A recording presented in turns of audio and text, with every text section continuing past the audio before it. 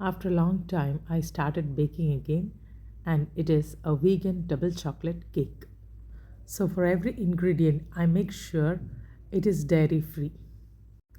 This dark chocolate compound is dairy free, it does not contain any milk solids.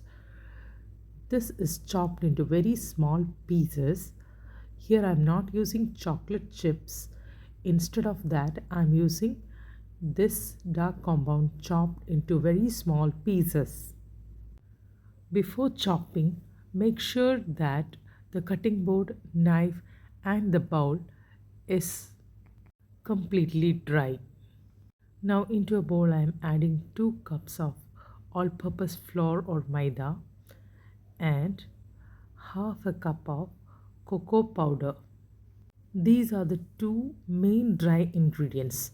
Now I keep this bowl aside and I'm going to boil 2 cups of soya milk. It need not be boiled, it need to be warmed.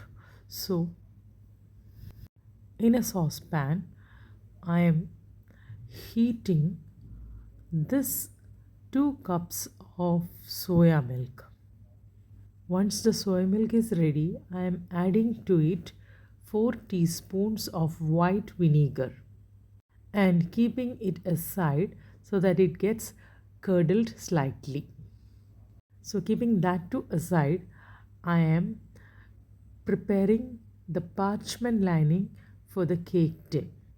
So, here I am using two 7-inch cake tins.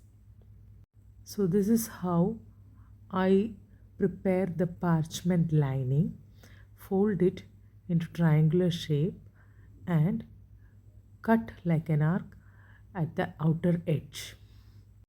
If you open this, you can see it is somewhat like a circular sheet.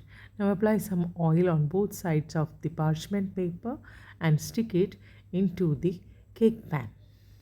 Next, into the curdled soya milk, I am adding 1 cup of granulated sugar and stirring it till the sugar gets completely dissolved in the liquid. Next, I am adding half a cup of sunflower oil into this wet ingredients and stir it again. I am also adding 1 teaspoon of the flavoring agent, that is vanilla essence, and again stirring it.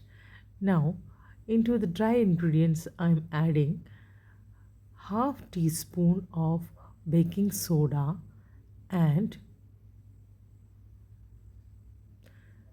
2 teaspoons of baking powder and a pinch of salt, like almost a quarter teaspoon of salt, and whisk all the dry ingredients. Next, into the dry ingredients, slowly pour the wet ingredients and mix it well using a spatula. Cut and fold the wet and dry ingredients together using the spatula. The process will continue till a lump-free batter is obtained. Now here the batter is now lump-free. Now I'm adding the chopped dark compound chocolate into the batter. I have added half the amount of chopped dark compound, and remaining I have kept to sprinkle on the top of the cake batter.